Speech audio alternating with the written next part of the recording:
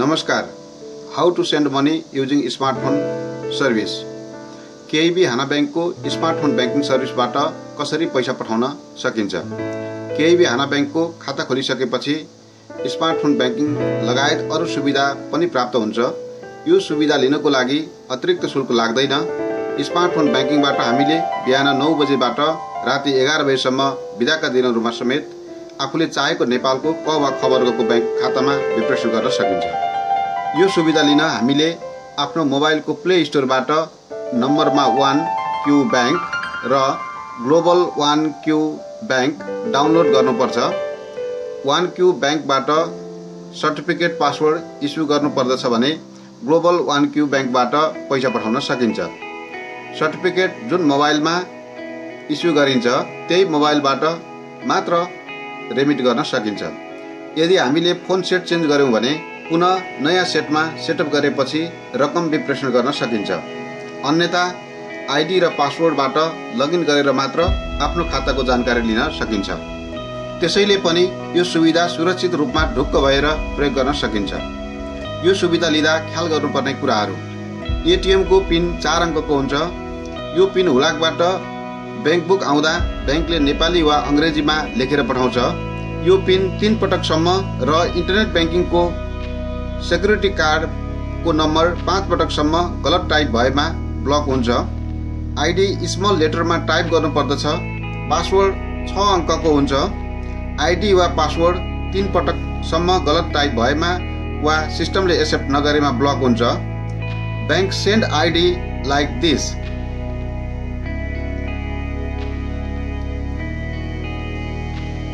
त्यसैले कन्फ्युज भएमा ब्लक हुनु पूर्व केईबी हाना बैंकको नेपाली कर्मचारीसँग भाइबर 001 977 98 13 14 64 33 वा फेसबुक वा फोन मार्फत सम्पर्क गर्नुभएमा सजिलो हुन्छ.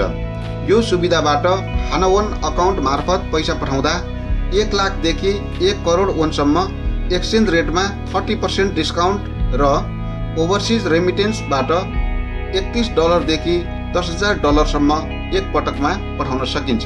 यसरी पैसा पठाउँदा केईबी हाना बैंकले प्रति कारोबार मात्र 5,000 वोन सेवा शुल्क लिन्छ. इन्टरनेट बैंकिङको पासवर्ड चेन्ज गर्दा अङ्क, अक्षर र सिम्बल मिलाएर 10 वा 10 भन्दा बढीको बनाएर अन्तिममा त्यही पासवर्ड राख्दा सजिलो हुन्छ. उदाहरणको लागि पासवर्ड राख्दा नेपाल NEPAL @2072 यस्तै गरी बनाउनु पर्छ. स्मरण रहोस्, यो खाता नेपालबाट कोरिया आउनु पूर्व नेपालमा पनि निशुल्क खोल्ने व्यवस्था छ. त्यसैले हरेक हिसाबले नेपालबाट कोरिया जाँदा यो सुविधा लिएर जाँदा सजिलो हुन्छ. नेपालको सम्पर्क नम्बर 98 511 080 97. त्यसै गरी अर्को नम्बर 98 41 80 97 18. अब हामीले स्मार्टफोनमा 1Q बैंक र ग्लोबल 1Q बैंक सेटअप गरेर पैसा पठाउने तरिका. पहिला स्मार्टफोन बैंकिङमा हाम्रो Samsung Galaxy को प्ले स्टोरबाट 1Q बैंक टाइप गर्नुपर्दछ. नम्बरमा 1, त्यसपछि Q अनि BANK बैंक.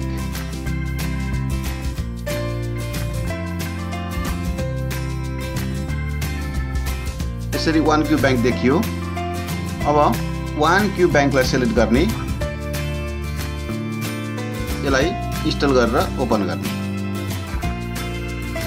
अब यो यसरी इन्स्टल हुन्छ. त्यसै गरी अर्को ग्लोबल 1Q बैंक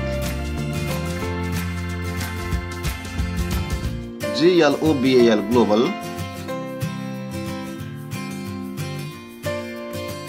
नम्बरमा 1 अनि Q BANK बैंक.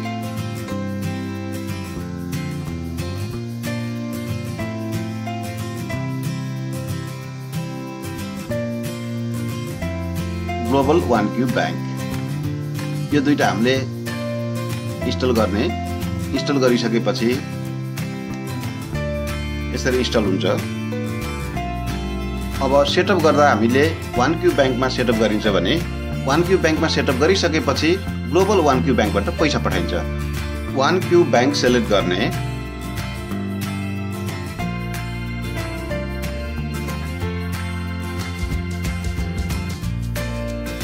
अब यहाँ तल कुनामा थात्गी आउँछ, थात्गी थिच्ने, त्यसपछि इन्जुङ सेन्टर यहाँ तल छ, इन्जुङ सेन्टर थिच्ने, त्यसै गरी सबभन्दा माथि इन्जुङ छ फाल्गुम छे फाल्गुम छ, यसलाई सेलेक्ट गर्ने। अब यहाँ माथि आइडी छ, ब्याङ्कले जुन पेपरमा आइडी पठाएको छ क्यापिटलमा, तर हामीले क्यापिटलमा टाइप नगरेर स्मलमै टाइप गर्ने।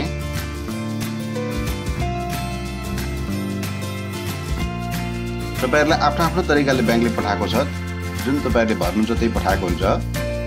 यसमा ब्याङ्कले पठाएको जुन नेपालीमा लेखेर पठाएको 6 अङ्क छ अथवा तपाईहरुले सिस्टममा थिच्नु भएको 6 अङ्क छ, त्यो 6 अङ्क राख्ने।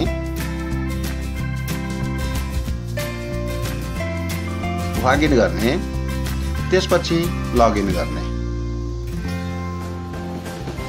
अब यो पासवर्ड चेन्ज गर्ने अप्सन हो। हामीले पासवर्ड चेन्ज गर्दा माथिको कोठामा अहिलेकै 6 अङ्क राख्ने, लॉगिन गर्ने। अब बिचमा र तलमा हामीले 6 वटा अङ्कको बिचमा अङ्क र अक्षर मिलाएर अथवा सिम्बल राखेर बनाउनु पर्छ। यसरी बनाउँदा हामीले कम्तीमा पनि 10 वटा बनाउनु पर्छ। आफूलाई मनपर्ने 2-3 वटा अक्षर र सिम्बल राख्न सकिन्छ, जुन बिर्सनु हुँदैन। 3 पटकसम्म गलत टाइप भएमा, पासवर्ड अथवा आइडी गलत टाइप भएमा बिग्रन्छ। अब हामीलाई हाना ब्याङ्कले कार्ड दिएको हुन्छ, सेक्युरिटी कार्ड हुन्छ, त्यसलाई नम्बरै नम्बर भएको कार्ड। यो पनि एउटा सुरक्षाको कार्ड हो। यो कार्ड बिना हामीले पैसा पठाउन सक्दैनौँ। सेटअप गर्दा पनि कार्ड चाहिन्छ र पैसा पठाउँदा पनि कार्डको नम्बर चाहिन्छ। अब जस्तै 22 पञ्चे कोदु 824 भनेको छ। 22 नम्बर कोठाभित्रको पहिलो 2टा अङ्क, 22 नम्बर कोठा यहाँ छ। यो 4वटा अङ्कमध्ये पहिलो 2टा अङ्क भनेको 51 5151 लॉगिन गर्ने। त्यसै गरी 13 पञ्चे कोदु 324 13 पञ्चे कोदु 324 भनेको 13 नम्बर कोठाको पछाडिको 324, 3 भनेको थुइए, पछाडिको 2टा अङ्क 324 भनेपछि 74 पर्यो।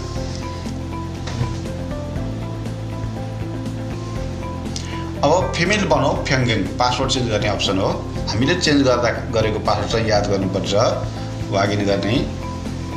अब फेरि पहिल्यैमा हामीले सेलेक्ट गर्नु पर्यो, इन्जुङ छ फाल्गुन छे फाल्गुन। यसरी पासवर्ड चेन्ज गर्दा हामीलाई एसएमएस सर्भिस पनि आउँछ, ब्याङ्कबाट एसएमएस आउँछ पासवर्ड चेन्ज भएको कन्फर्मेसन।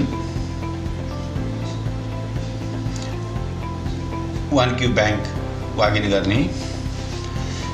अब यो 3टा अप्सन छ। 3टा अप्सनमा तल सर्ने, पहिला मोदुथुङ्गीलाई सेलेक्ट गर्ने। मोदुथुङ्गी सेलेक्ट गर्दा आफूलाई फिल हुँदैन, तर यो सबै सेलेक्ट हुन्छ। त्यसपछि लॉगिन गर्ने। अब माथि छुल्कुम खेजा हाना ब्याङ्कको खाता खोल्दाखेरि हाना ब्याङ्कले दिएको खाता नम्बर, यो खाता नम्बर राख्ने।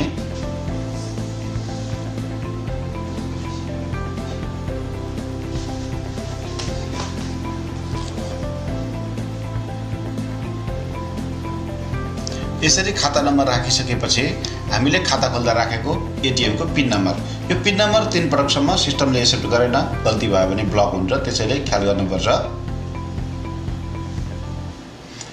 अब यसरी पिन नम्बर राखिसकेपछि तल सन्ते घाँस्यो भन्ने छ, सन्ते घाँस्योमा सेलेक्ट गर्ने। आफ्नो मोबाइल नम्बर कहाँनिर देखिन्छ त्यसमा सेलेक्ट गर्ने अनि टर्न गर्ने। अब यहाँ यसरी मोबाइल नम्बर देखिनुपर्छ। त्यसपछि एआरएस इन्जुङ योजन यो थिचिसकेपछि सिस्टमबाट फोन आउँछ, लॉगिन गर्ने। अब फोन रिसिभ गर्ने, फोन आइसकेपछि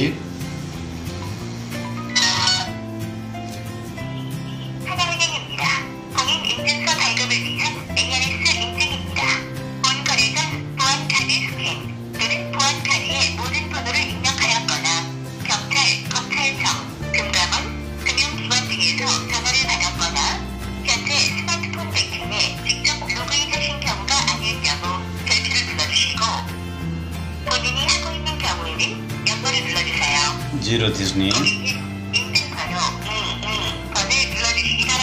सिस्टमले भनेको दुईटा अङ्क ई भन्यो थिच्ने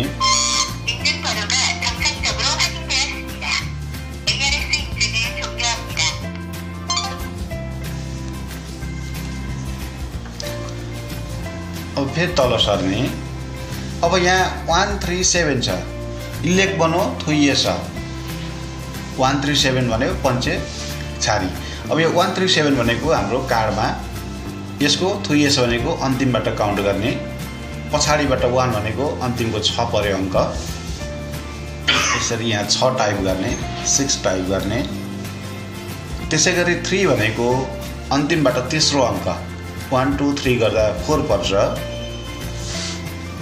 4 टाइप गर्ने त्यसैगरी 7 भनेको छ सातौं 1 2 3 4 5 6 7 7 मा 8 पर्छ अब वागिन गर्ने अब तल फेरि 29 लेखेको छ 29 पञ्चे कोदु आफ टुचारी आफ भनेको आफे 29 नम्बर कोठाभित्रको अगाडिको दुईटा अङ्क 29 नम्बर कोठाभित्रको अगाडिको दुईटा भनेको 97 वागिन त्यसैगरी 17 पञ्चे थुई टुचारी 17 नम्बर कोठाभित्रको थुई भनेको थुइए 17 नम्बर कोठाभित्रको थुई भनेको 74 पर्यो 74 वागिन गर्ने अब इन्जुङ छ आमो यो दुईटा कोठामा एउटै पासवर्ड राख्ने हो अघि हामीले इन्टरनेट ब्याङ्किङको पासवर्ड जुन चेन्ज गऱ्यौँ अङ्क अक्षर र सिम्बल राखेर जुन चेन्ज गऱ्यौँ त्यही कम्तीमा 10 वटा भएको त्यही नै दुईटै कोठामा त्यही राख्दा हुन्छ र यसलाई नै हामीले सर्टिफिकेट पासवर्ड भन्दछौँ र तल पनि त्यही राख्ने यसलाई थम गर्ने यसरी नाम देखिन्छ आफ्नो र यो रजिस्टर भएको डेट देखिन्छ 1 वर्षसम्म काम गर्छ यसले वान्द्रे भनेको फिनिस अब यसको काम सकियो OneQ ब्याङ्कमा सेटअप गरिसकेपछि अब हामीले ग्लोबल OneQ ब्याङ्कबाट पैसा पठाउन सक्छौँ ग्लोबल OneQ ब्याङ्क सेलेक्ट गर्ने यसमा अङ्ग्रेजी लगायत नेपाली भाषा पनि छ यसमा पहिला भाषा चेन्ज गर्ने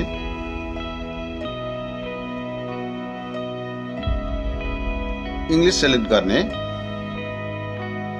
यसरी कहिलेकाहीँ sign in with digital certificate यहाँ देखिन्छ भने कहिले आइडी र पिन देखिन्छ यो अवस्थामा हामीले sign in with digital certificate select गर्ने पुनः sign in with digital certificate यसपछि हाम्रो सर्टिफिकेट पासवर्ड हामीले OneQ ब्याङ्कमा सेलेक्ट गरिसकेपछि मात्रै सर्टिफिकेट पासवर्ड यसरी देखिन्छ सर्टिफिकेट पासवर्ड यसरी नाम सेलेक्ट गर्ने र यहाँनिर OneQ ब्याङ्कमा इन्जुङ आमो र इन्जुङ आमो भनेर वागिन भनेर जुन अन्तिममा आएको हुन्छ त्यहाँनिर हामीले सर्टिफिकेट पासवर्ड राखेका हुन्छौँ त्यो सर्टिफिकेट पासवर्ड यहाँ राख्ने यो सर्टिफिकेट पासवर्ड अङ्क अक्षर र सिम्बल मिलाएर कम्तीमा 10 वटा भएको हुन्छ र यो सर्टिफिकेट हामीले यसमा 5 पटकसम्म गलत थिच्यौँ अथवा सिस्टमले एक्सेप्ट नगर्दै थिच्यौँ भने ब्लक हुन्छ त्यसैले 3 पटकसम्म ट्राई गर्ने 3 पटकसम्म पनि सिस्टमले एक्सेप्ट गरेन भने पुनः OneQ ब्याङ्कबाट हामीले सर्टिफिकेट पासवर्ड सेटअप गर्न सक्छौँ त्यसपछि हामीले OneQ ब्याङ्कमा इस्यु गरेको सर्टिफिकेट पासवर्ड यसमा राख्ने त्यसपछि वागिन गर्ने अब हाम्रो खातामा भएको ब्यालेन्स देखिन्छ हामी खाताभित्र पस्छौँ त्यसपछि विदेश पैसा पठाउनको लागि ओभरसिज रेमिटेन्स भन्ने अप्सनलाई सेलेक्ट गर्ने त्यसपछि दोस्रो अप्सन एसिया रेमिटेन्स पेइजी सर्भिस सेलेक्ट गर्ने यति गरिसकेपछि हाम्रो नेपालको एउटा खाताको नाम देखिन्छ र त्योभन्दा तल हेर्दै जाने हो भने विथड्रल अकाउन्ट देखिन्छ त्यो विथड्रल अकाउन्ट भनेको आफ्नै हाना ब्याङ्कको खाता हो त्यो खातालाई सेलेक्ट गरेर डन गरेर बाहिर देखिने बनाउने त्यसपछि खाताको पासवर्ड राख्ने खाता नम्बर देखेको भन्दा तलको कोठामा 4 अङ्कको खाताको पासवर्ड राख्ने त्यो 4 अङ्कको पासवर्ड भन्दा तल डेबिट अकाउन्ट फर कमिसन भन्ने आउँछ त्यसको तल सानो टिक मार्क छ हाइलाइट नभएको त्यहाँ टिक गरेर हाइलाइट गर्ने बित्तिकै त्योभन्दा तल फेरि खाता नम्बर देखिन्छ। त्योभन्दा तल पुनः debit account for commission password देखिन्छ। त्यहाँ पनि आफ्नै खाताको 4 अङ्कको पासवर्ड राख्ने। अब सम्झनु पर्ने कुरा के हुन्छ भने अब रेमिटेन्स अमाउन्ट राख्ने। रेमिटेन्स अमाउन्ट जहाँ USD देखिएको हुन्छ त्यहाँ आफूले पठाउन चाहेको रकम राख्ने।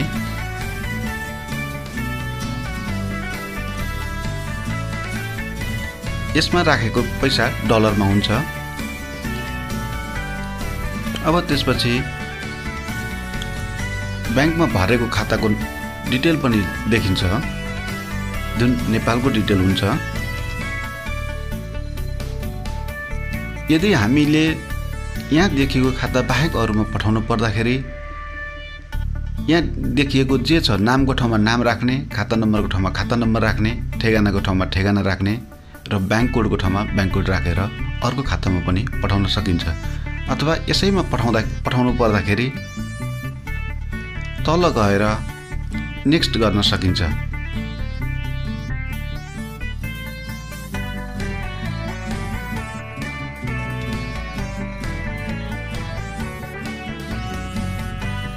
अब नेक्स्ट गरेपछि अर्को पेज खुल्छ जसमा अघिल्लो पेजमा राखेको इन्फर्मेसन सबै चेक गर्न सकिन्छ।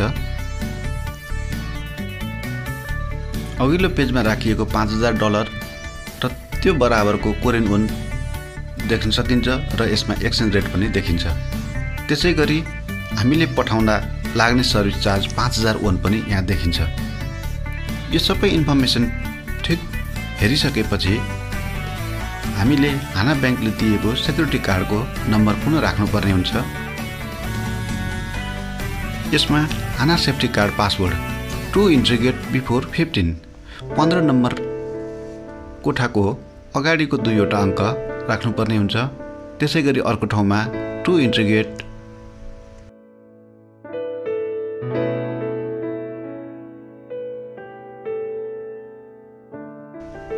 19 नम्बर कोठाको अगाडिको अङ्क राख्नुपर्ने हुन्छ। यसमा बिफोर र आफ्टर भनेर आउँछ। यो दुईटा छुट्याउनको लागि यदि अगाडिको राख्नुपर्ने छ भने अगाडि कोठा खाली हुन्छ भने पछाडिको राख्नुपर्दा पछाडिको कोठा खाली हुन्छ। त्यसरी अगाडि र पछाडि पनि छुट्याउन सकिन्छ। त्यसपछि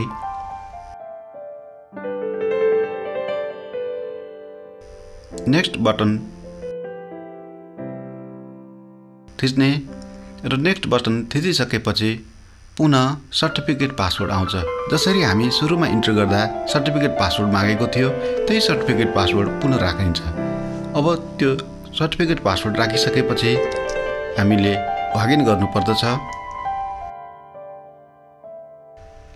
लगिन गरिसकेपछि अब त्यहाँ कन्फर्म गरेपछि हाम्रो पैसा जान्छ र यो प्रक्रिया सकिन्छ। धन्यवाद।